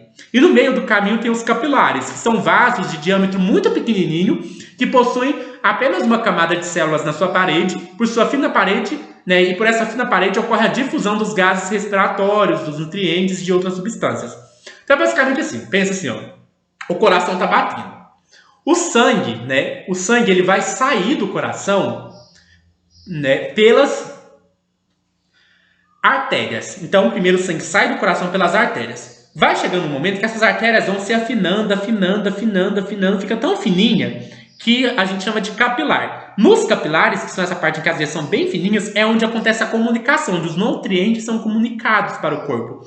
Depois que são comunicados, aí a gente tem a saída. Então é como se comunicou os nutrientes, recebeu os resíduos, e aí o resíduo vai... Aí agora vamos para o sentido contrário, né? O sentido oposto. Então vai começar a ficar grande de novo e vai formar as veias. As veias, elas são bem visíveis, né? As veias, elas estão levando o sangue de volta para o coração. As artérias, elas costumam ser um pouco mais grossas, né? Então, o sangue que passa por elas é bem escondido. Elas são profundas no corpo. Já as veias, a gente olha assim pro braço, eu consigo ver minhas veias aqui. Elas são fininhas, mais finas, né? E é importante saber essa diferença. A artéria sai do coração para o corpo e a veia vai do corpo para o coração. Agora vamos falar do sétimo sistema, que é o sistema linfático. O sistema linfático é aquele que produz e transporta o fluido linfático, que a gente chama de linfa, dos tecidos para o sistema circulatório. Então, o sistema linfático produz e transporta a linfa dos tecidos para o sistema circulatório. Ele é constituído pelos seguintes órgãos, pelos vasos linfáticos, que são vasos semelhantes às veias que se distribuem pelo corpo, os linfonodos, que se localizam ao longo dos ductos linfáticos e constituem locais onde os linfócitos produzidos na medula óssea vermelha ficam agrupados, e os órgãos linfóides, que estão envolvidos com a limpeza do sangue. Limpeza entre aspas, gente, é uma expressão. Na destruição de antígenos. Os órgãos linfáticos são as tonsilas palatinas, o timo e o baço. Quem já fez anatomia já pegou esses órgãos, né? Eu estou tentando apontar aqui, mas o baço, por exemplo, está bem escondidinho aqui. Né? Tem as tonsilas palatinas, elas são, às vezes, se você abrir bem a boca, você consegue ver. Depois a gente tem o oitavo, que é o sistema urinário. O sistema urinário, ele está envolvido com a excreção, que é o mecanismo de eliminação de substâncias que estejam em excesso, como água e sais minerais, e de substâncias tóxicas ao organismo. A espécie humana, que a gente está falando do ser humano, ele apresenta um sistema urinário. Desculpa, gente, é muita coisa para falar, às vezes a gente até perde. Mas o sistema urinário é formado por 2 rins e pelas vias uriníferas, que é composto de pelvis renais, uréteres, bexiga urinária e uretra. Eu estou citando os nomes, gente, para vocês saberem que órgão está relacionado com qual sistema. Cada rim ele é constituído por milhares de unidades microscópicas que a gente chama de néfros, que é responsável por filtrar o sangue. O nono sistema é o sistema endócrino. Esse é bastante interessante e há bastante coisa que pode ser dita sobre ele, porque é um sistema que produz os nossos hormônios, né? Então ele realiza o controle hormonal. As principais glândulas do sistema endócrino são a É difícil o nome. É adenohipófise. A adenohipófise produz o GH, que é o hormônio do crescimento, que estimula o crescimento. O TSH, que é o hormônio estimulador da glândula tireoide, que obviamente estimula a liberação dos hormônios da glândula tireoide. O ACTH, que é o hormônio estimulador das glândulas adrenais, que estimula a liberação dos hormônios das glândulas adrenais. E o FSH, que é o hormônio estimulador estimulador dos folículos ovarianos, que nas mulheres promove a maturação dos ovócitos segundos nos ovários e nos homens contribui para a produção dos espermatozoides nos testículos. Gente, há muitos tipos de hormônios que são produzidos, vocês podem ir anotando, vou voltar ao vídeo depois. Temos ainda produzido na adenohipófise o LH, que é o hormônio luteizante, que atua nos ovários e nos testículos, estimulando a liberação de hormônios sexuais por essas gônadas. Nós temos a prolactina, que estimula a produção de leite pelas glândulas mamárias em mulheres durante a gestação. Depois a gente tem a neurohipófise. A neurohipófise produz o ADH, que é o hormônio antidiurético, que aumenta a reabsorção de água nos túbulos renais e nos ductos coletores do néfro. Nós temos a ocitocina, que promove a concentração dos músculos do útero e a ejeção do leite pelas glândulas mamárias em mulheres. Nós temos a famosa glândula tireoide, que produz T3-TH, que são a não é difícil, gente, por isso que às vezes a gente fala T3 e T4. Né? T3 é a triiodotironina e o T4 é a tiroxina, que aumentam a taxa metabólica de células de vários órgãos. E temos a calcitocina. Calcitocina é mais fácil de lembrar, né? Lembra cálcio, que regula os níveis de cálcio no sangue. Nós temos as glândulas paratireoides, que produz o paratormônio, que retira cálcio dos ossos, elevando a sua concentração no sangue. Nós temos a medula da adrenal, que produz a adrenalina, que promove as reações de alerta. Todos esses hormônios influenciam um pouco nas emoções. A tireoide influencia. Às vezes uma pessoa está com depressão, é porque deu alguma coisa na tireoide. Então é interessante essa ligação dos hormônios com a parte emocional do ser humano. Né? Inclusive, por exemplo, a adrenalina, que nos deixa em situação de alerta. Nós temos o córtex da adrenal, que é a parte de cima dela, que produz os glicocorticoides, que auxiliam na manutenção da glicemina. Nós temos os mineralocorticoides, que regulam os níveis de íons de sódio e potássio no sangue. Nós temos os hormônios sexuais, que determinam as características sexuais secundárias, que a gente chama de masculinas ou femininas. Né, entre aspas, que eu já expliquei o motivo. Nós temos as pâncreas, que produz insulina, que é responsável pela diminuição da taxa de glicose no sangue. Nós temos o glucagon, que é responsável pelo aumento do nível de glicose no sangue. Nós temos, olha que interessante, os ovários, que produzem o estrogênio e a progesterona, que são importantes para o ciclo menstrual, daquilo que a gente chama, entre aspas, de mulher, porque pode ser que seja um homem trans, que tem ovário também. E nós temos o testículo, que produzem a testosterona, que estimula o desenvolvimento do sistema genital masculino, novamente entre aspas, na puberdade e a produção de espermatozoides e o aparecimento dos caracteres secundários, entre aspas, masculinos.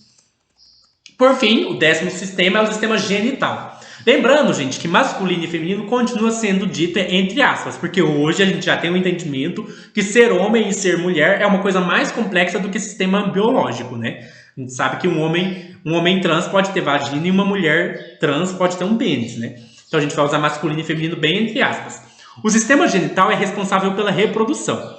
O sistema genital feminino, entre aspas, localiza-se na cavidade pélvica, sendo formado por um par de ovários, 2 tubas uterinas, o útero, a vagina e a vulva. Já o sistema genital, entre aspas, masculino, é formado por um par de testículos localizado dentro da bolsa escrotal, que é o saco, gente.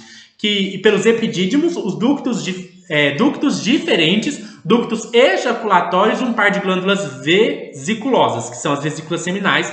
Né? A gente tem a próstata, um par de glândulas bulbouretrais, o pênis, a uretra, além de outras glândulas menores. Eu citei os órgãos para vocês saberem, esses órgãos têm a ver com esse sistema. Eu não vou citar tudo de novo, eu só vou mencionar os 10 sistemas, incluindo um aparelho, na verdade, que eu citei. Né? O primeiro é o aparelho locomotor, depois o sistema nervoso, depois o sistema sensorial, o sistema digestório, o sistema respiratório, o sistema cardiovascular, o sistema linfático, o sistema urinário, o sistema endócrino, o sistema genital. Agora vamos para a 6ª parte, é a penúltima, gente. Eu sei que o vídeo é grande, mas, como eu disse, é um resumão de toda a matéria do ensino médio em um vídeo. Uma parte bastante interessante que é genética, né? Que é uma parte bem recente, que a gente tem várias questões interessantes para falar sobre ela. A genética é a área da biologia que estuda os genes, os mecanismos de transmissão das características hereditárias de pais para filhos ao longo de gerações e inclui a área da manipulação dos genes, conhecida por engenharia genética. Os genes é que vai determinar suas características, gente. E é onde que o pai transmite para o filho suas características genéticas. É interessante notar que existe uma área que tenta manipular esses genes, né? Então, assim, Isso causa algumas polêmicas éticas, eu não vou entrar, igual quando eu citei a questão do aborto, eu não vou entrar na questão da discussão ética sobre isso, só vou citar que existe essa discussão. E é bom conhecer, gente, porque pode ser que caia na sua prova do Enem ou no dia a dia da vida, você vai precisar saber sobre isso, porque é uma questão super atual, essa questão da engenharia genética, né? Será que a gente pode manipular os genes para evitar doenças, por exemplo, de um bebê, ou mesmo para escolher características fisionômicas que eu quero que meu filho tenha? Será que pode, será que não? Será que isso causa uma certa eugenia? Se essa eugenia é certa ou errada? O que é isso? Será que pode, será que não pode, né? Não vou entrar nessas discussões, a gente vai falar um pouco sobre genética. Comecemos citando uma coisa que quem estuda genética, biologia, tem que saber, é a chamada primeira lei de Mendel. O que diz a primeira lei de Mendel? A primeira lei de Mendel foi elaborada, descoberta por esse cara chamado Mendel, diz que cada caráter é determinado por um par de alelos. Porém, os gametas possuem apenas um desses alelos, ou seja, podem transmitir somente uma informação genética para esse caráter. Então, o que essa lei dizia, né? Então, vamos supor, eu tenho aqui minha pele. Vamos imaginar um caso hipotético, né? Pessoas de pele branca e pessoas de pele preta. O que aconteceria? Existiria um par de alelos, né, que são dois genes numa mesma região, para determinar essa cor da pele. Então você vai ter um gene dominante e um gene recessivo. Vou explicar melhor. Os alelos, eles são formados, eles são as formas alternativas de um determinado gene e ocupam o mesmo lugar no cromossomo, lugares homólogos. Então tipo assim, você tem aqui dois cromossomos que vão determinar a cor da pele, vamos supor. De um lado e de outro. E os dois juntos que vão determinar essa cor. Os alelos, então, eles ficariam no mesmo local, no mesmo loco. Os gametas, né, como eu disse para vocês, são essas células produzidas por mitose, por uma gametogênese, que tem só a metade dos cromossomos. Então, eles possuem apenas um alelo de cada par. Então, assim, o espermatozoide vai ter um alelo, o óvulo vai ter outro. Eles vão se juntar e vão formar a dupla. Né? A gente chama essas células que só tem um de haploides. Então, o espermatozoide e o óvulo são haploides. E aí a gente vai ter, no mesmo local, um gene que é dominante e um gene que é recessivo. Vamos entender isso um pouco melhor. Para um determinado loco genético, existe um único alelo. Chamamos de gene dominante aquele que manifesta suas características mesmo quando o gene alelo é diferente. E gênero recessivo aquele que manifesta sua característica somente se o gene alelo é igual. Vou dar um exemplo. Vamos supor que ser preto seja um gene dominante e ser branco seja um gene recessivo. O que isso quer dizer? Se ser preto é um gene dominante, quer dizer que ele, por si só, já garante a sua expressão. Então, tipo assim, se eu tiver um gene dominante preto, se ele tiver com branco, a pessoa vai ser preta. Se ele tiver com preto, a pessoa vai ser preta. Então, não importa, ele pode estar com qualquer um que ele vai dominar. Já o gene recessivo, ele só se expressa se ele tiver com outro par idêntico a ele. Por exemplo, se ele tiver o branco com o preto e o branco for recessivo, não vai ser branco, vai ser preto. O branco, a pessoa só vai ser branca se for branco com branco. Gente, branco e preto não são determinados só por isso, viu? Branco e preto é mais complexo. Eu dei só um exemplo hipotético. Eu vou explicar por quê. A primeira lei de Mendel, ela estuda os casos que a gente chama de monohibridismo, que é quando um caráter é analisado por vez, uma característica humana condicionada por um único par de alelos. No entanto, a gente sabe hoje que há casos em que pode haver mais do que dois alelos, dependendo do caráter considerado. Então não vai ser só um gene dominante, um gene recessivo que vai determinar sua cor de pele. Vai ser um conjunto de genes complexos que vão determinar o seu caráter. Né? O seu caráter não no sentido de caráter, né? De caráter de expressão característica, tá, gente? Quando há mais de dois alelos para um mesmo loco genético, a gente chama isso de polialelia, ou alelos múltiplos. Agora a gente chama de pleiotropia quando um par de alelos condiciona mais de um caráter, e de interação gênica quando um caráter é condicionado por mais de um par de alelos. Então, vamos devagar.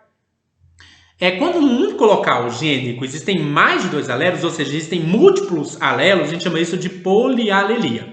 Agora, quando um único par de alelos é capaz de determinar várias características, a gente chama de pleiotropia. E a gente vai chamar o fato de um caráter ser condicionado por mais de um par de alelos de interação gênica. Perceba a diferença de pleiotropia com interação gênica. Pleiotropia é quando só 2 alelos são capazes de determinar várias características. Interação gênica é quando você tem que ter uma interação de vários tipos de alelos para determinar aquela característica. E aí a gente pode falar agora de uma segunda lei de Mendel. Nós falamos de uma primeira, então a gente vai falar agora de uma segunda. A segunda lei de Mendel estabelece que na formação dos gametas, os alelos existentes em um par de cromossomos homólogos separam-se independentemente de qualquer outro par de alelo existente em outro par de homólogos. Isso significa que os alelos para 2 ou mais características se distribuem independentemente durante a formação dos gametas e se combinam aleatoriamente. Então, assim, um par de gametas não vai, um par de alelos não vai influenciar na maneira como vai se configurar outro par de alelos. Cada um é independente e aí é determinado por uma certa aleatoriedade. As características hereditárias transmitidas de pais para filhos são resultados da interação entre as moléculas que formam o organismo. Entre essas moléculas, nós podemos destacar a importância das proteínas constituídas por aminoácidos. O DNA comanda a síntese de proteínas nas células e, portanto, atua na determinação das características de um indivíduo. Então, eu acho que isso é bem senso comum, né? Que as pessoas sabem que o DNA é o que determina as características de um indivíduo. A molécula de DNA ela é formada por uma sequência de nucleotídeos. Então, existem alguns nucleotídeos que seriam uma estrutura de proteínas que eles vão formar o DNA. Esses nucleotídeos são a adenina, que a gente vai chamar de a timinina, que a gente vai chamar de T, a citosina, que a gente vai chamar de C, e a guanina, que a gente vai chamar de G. Elas são quase que um alfabeto, gente, um alfabeto para dizer o que a gente vai ser.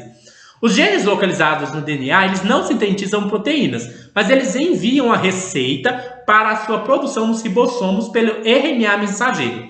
Então é como se fosse assim, pense que o núcleo da célula ele forma um centro de comando. E ali está o DNA, né? E o DNA é como se ele fosse fazer uma receita para o ribossomo, que é uma estrutura que está lá no citoplasma, para ele ser a fábrica que vai produzir um determinado tipo de proteína. Então o DNA é como se fizesse o DNA, fazendo uma metáfora, né? O DNA monta uma receita, produza tal proteína, e ele entrega para o RNA mensageiro para ele levar lá no ribossomo, para o ribossomo, chegou a receita aqui, e aí vamos fazer a proteína pedida. É claro que isso é uma ilustração, né? Mas é mais ou menos isso que acontece. O RNA mensageiro é produzido no núcleo a partir do DNA. É uma etapa que a gente chama de transcrição. Lembrando que ele é um mensageiro, né? Então a mensagem é como se fosse transcrita. E aí ele chega lá no citoplasma. Ele é como se fosse uma mensagem codificada. No processo de transcrição, né, os nucleotídeos é como se eles funcionassem como esse alfabeto. É por isso que eu disse que a gente vai chamar ele de letras, né? Adenina, letra A, timinina, letra T, citosina, letra C, guanina, letra G. Então é o A, T, C, G. Que dão origem a uma sequência de RNA, que possuem outras letras, né? O RNA ele possui um outro código que é o A, U, C e G. Os ribossomos associam-se no RNA mensageiro e tem-se início a síntese proteica em uma etapa chamada tradução.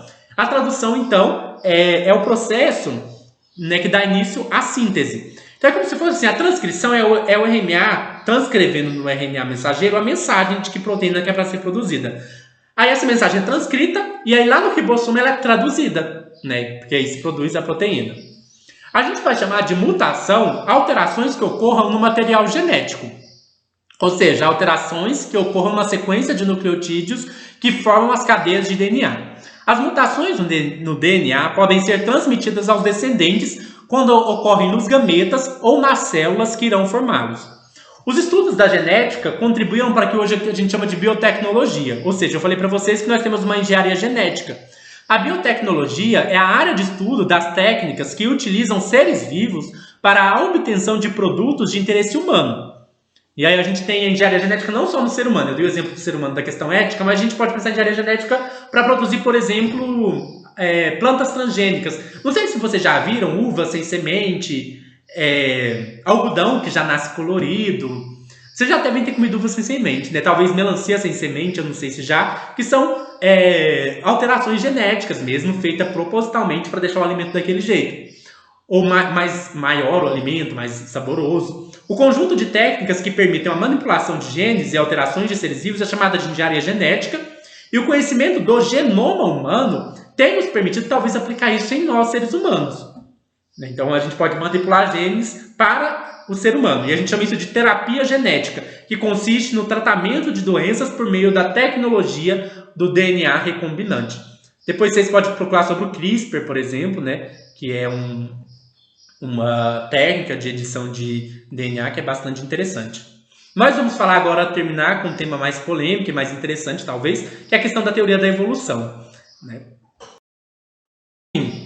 A teoria da evolução é uma teoria que está praticamente bem fundamentada, né? Infelizmente a gente vê que ainda tem pessoas negacionistas, que falam, não acredito na teoria da evolução, isso é uma teoria qualquer, uma hipótese, não é uma teoria bastante fundamentada, bem estruturada, e que é a teoria que hoje se mostra bem baseada em evidências, né? Então não é uma... igual tem de terraplanista, né, gente? Hoje a gente tem o pessoal do design inteligente e tal, que na verdade... acaba sendo uma proposta aí. A crítica sempre é importante, né? Questionar sempre é importante, mas essa questão é talvez até parecida com a questão do terraplanismo, que é a questão da gente entender que a gente tem uma coisa bem fundamentada já, que é uma teoria da evolução. A gente, assim como a gente sabe que a Terra não é plana, a gente tem bastante argumento e evidência para dizer que a vida surgiu por um processo evolucionário. Né? A vida, não necessariamente a vida surgiu, né? Mas as espécies surgiram a partir de um processo evolucionário. A questão do surgimento inicial da vida é um pouco mais polêmica, mas é bem possível que a gente, com o tempo, a gente vai encontrando teorias e explicações melhores sobre elas. Mas teoria sobre como se desenvolveram e surgiram as espécies é bastante bem fundamentada.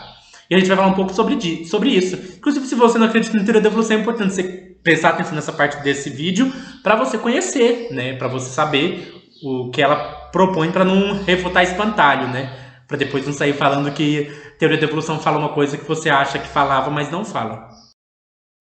Quase finalizando, né? Eu sei que é grande esse vídeo, já expliquei para vocês. Meu vizinho tá ouvindo música, não sei se pode atrapalhar um pouco, né? Mas espero que dê para ouvir bem. Vamos lá. Falar da evolução. A teoria da evolução, ela propõe que ocorrem modificações nos organismos ao longo do tempo, podendo levar ao surgimento de novas espécies e à extinção de outras espécies. As espécies, elas não são entendidas, elas não são imutáveis. A gente sabe que espécies não são imutáveis. Né? Tipo assim, elas foram criadas desse jeito e não mudam. Né? Antes se pensava assim. Né? Isso não quer dizer nada sobre se Deus existe ou não, gente, tem nada a ver. É só para dizer realmente que a gente sabe hoje que as espécies, elas não foram criadas de um jeito e permaneceram assim para sempre, ou surgiram de um jeito e permaneceram assim para sempre.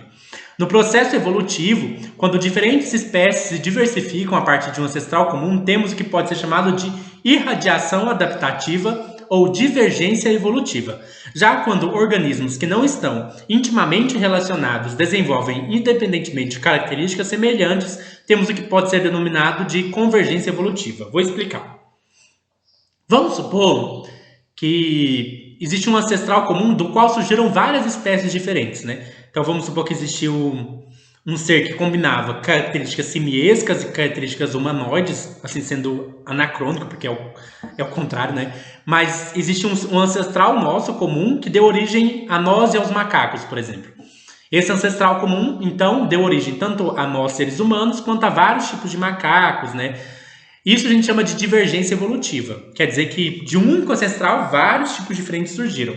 Mas pode acontecer que espécies que não têm conexão entre si, vivendo em regiões geográficas separadas, né, desenvolvam características muito semelhantes. Isso a gente chama de convergência evolutiva. A teoria da evolução a gente chama de teoria sintética da evolução, porque ela sintetiza várias descobertas. Ela vai dizer assim que o conjunto de todos os alelos que ocorrem numa população é seu conjunto gênico. Então, o conjunto de genes de uma determinada população, de uma determinada área, é seu conjunto gênico. O conjunto gênico ele está exposto a diversos fatores, conhecidos como fatores evolutivos, que alteram a frequência de certos alelos na população, bem como a frequência de todo o conjunto gênico. Em consequência, ocorre uma alteração estatística do perfil da população ao longo do tempo. Então, o conjunto gênico de uma determinada população, de uma determinada área, pode se alterar por vários motivos, que eu vou falar quais são, e isso vai produzir alterações gênicas naquele conjunto. Vai mudar a variabilidade de determinados genes. Então, vamos falar de algumas coisas que permitem a modificação genética, né, que permite essa variabilidade genética. A primeira a gente chama de mutação gênica. Mutação gênica são mutações ou alterações aleatórias que ocorrem nos alelos que podem condicionar características diferentes das originais. Mutação geralmente vai para ser um defeito, né? Porque é tipo assim, né, vamos supor, o DNA foi comunicar, foi passar para lá, foi fazer alguma transcrição, sei lá, e aconteceu algum erro ali, deu uma alteração genética e isso produziu uma outra característica.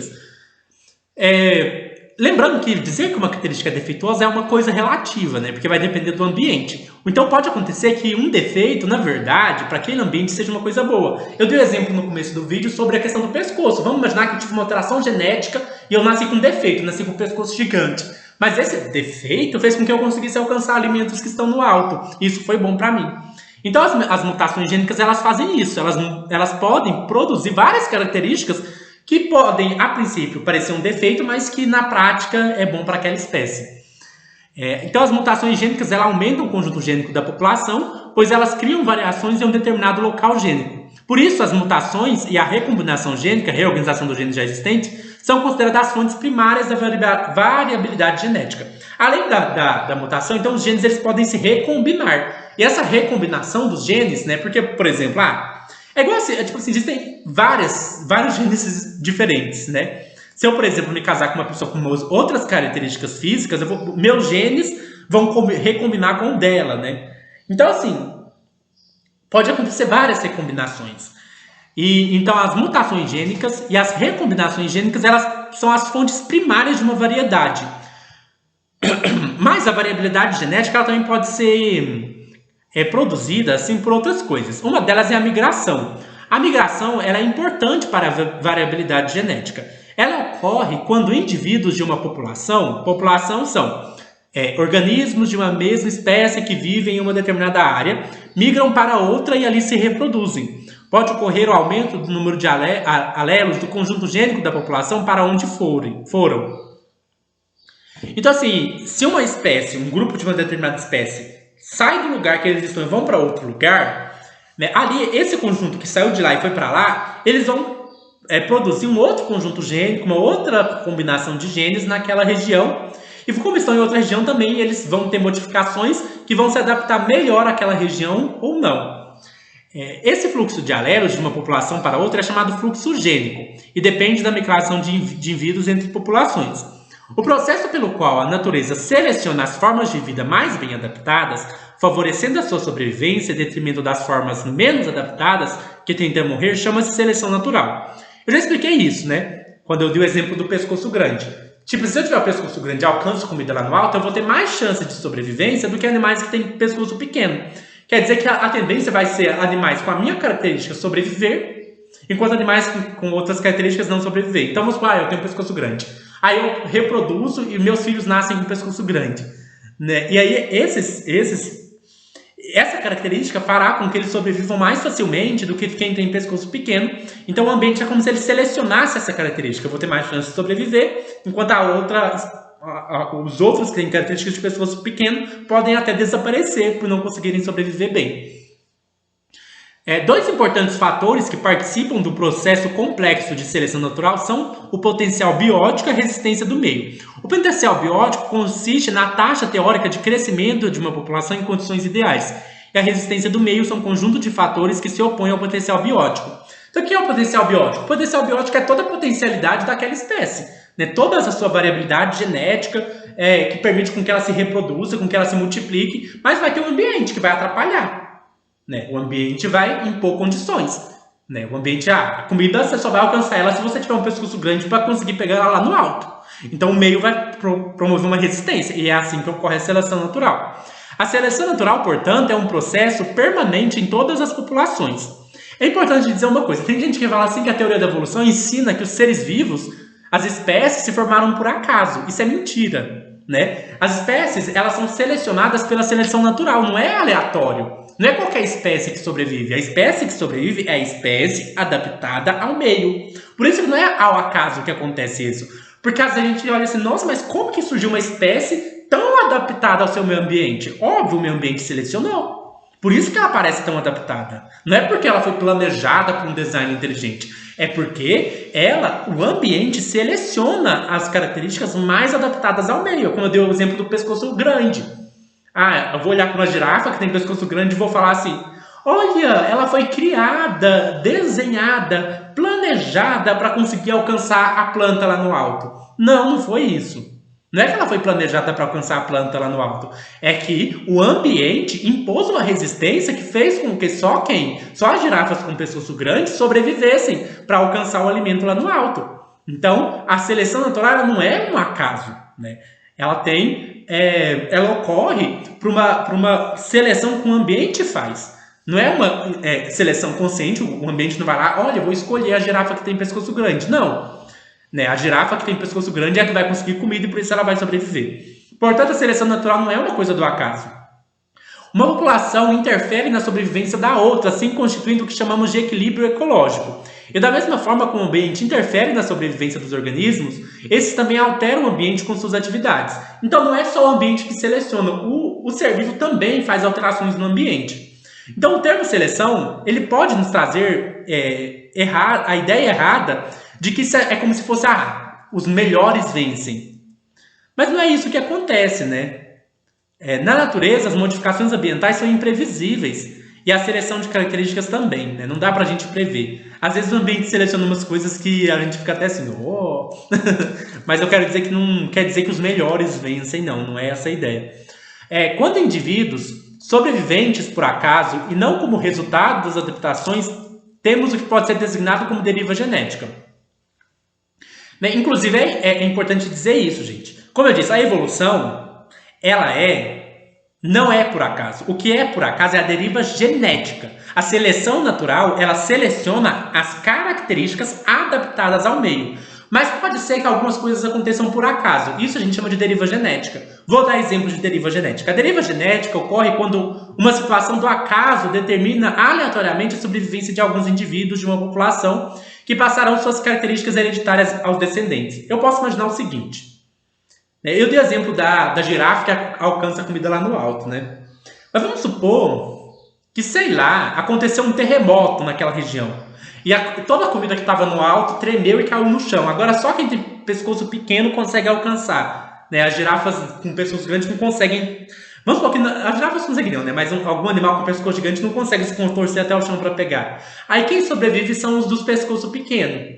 Agora, isso sim foi por aleatoriedade, porque aconteceu um terremoto. Então, quando acontece uma coisa assim inesperada, aleatória, por acaso, aí a gente vai ter a deriva genética, aí não é seleção natural. O processo em que as populações de uma mesma espécie acumulam diferenças em seu conjunto gênico, originando espécies distintas, é conhecida por especiação. Então, a formação de novas espécies é a especiação. A especiação, ou seja, a origem de novas espécies, é resultante de processos evolutivos que ocorrem basicamente por anagênese e cladogênese. O que é isso? Anagênese são processos pelos quais uma característica surge ou se modifica em uma população ao longo do tempo.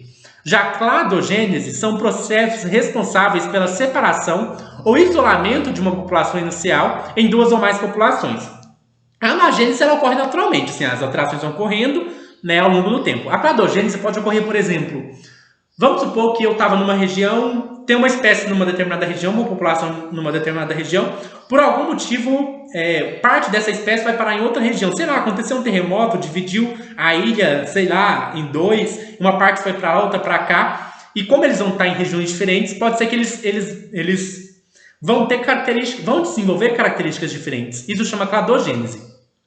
E aí alguém pode perguntar, mas qual que é a evidência dessa teoria? Existem várias evidências para a teoria da evolução. Por isso a teoria da evolução não é uma teoria da conspiração, uma teoria negacionista, mas uma teoria baseada em evidências.